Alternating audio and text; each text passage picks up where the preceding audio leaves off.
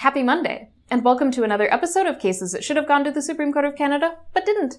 Today we're talking about lawyers committing contempt.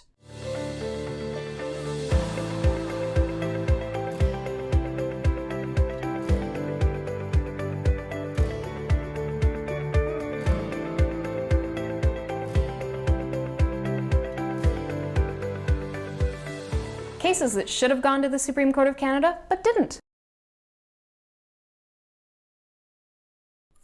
In Nunavut, a lawyer was charged with contempt. Ultimately, she was acquitted, but in the course of her acquittal, the court made a number of comments that were unfavorable towards her. Despite being acquitted, Ms. Bash appealed, arguing that the comments that the court made were unfair and wanting to protect her professional reputation. Unfortunately, her appeal was dismissed, mostly on the basis that she had been acquitted of the contempt charge, and therefore there was nothing for her to appeal from. Essentially, the old saying, as it goes, appeals are from orders, not from reasons. But this case raises very important issues when it comes to contempt charges. Contempt is really the last remaining common law criminal offense that exists. And lawyers are increasingly being targeted with contempt charges for the actions that they're taking in defending their clients, or in responding to demands that may be unreasonable or outside the court's jurisdiction, where the court has the power to nevertheless impose a contempt charge.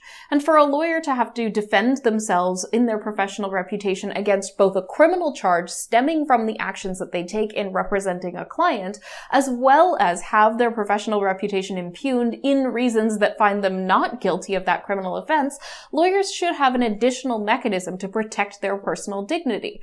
While the law does tend to say that appeals are from orders and not from reasons, it's reasons that form the development of the law.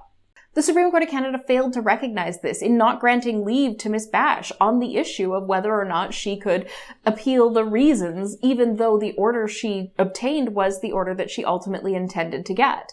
And because reasons are where the cases are applied from, not the order, the impact of those reasons could have detrimental effects on other lawyers in the future, exposing them to potential contempt charges, even though their conduct may not rise to the level of contempt because of the manner in which the court arrives at its conclusions. This case is an important case for the justice system as a whole, and the Supreme Court of Canada failed to recognize the national importance value of chiming in on the ways in which a person can get vindication for reasons that might vindicate them on the issue.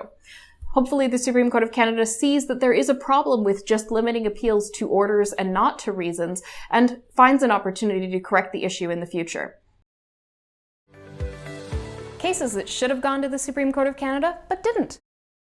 Thank you for tuning in to another episode of Cases That Should Have Gone to the Supreme Court of Canada, but didn't. I'm Kyla Lee at Acumen Law. Thank you to Brazenbull Creative for putting together these videos. Please like, subscribe, and share with your friends.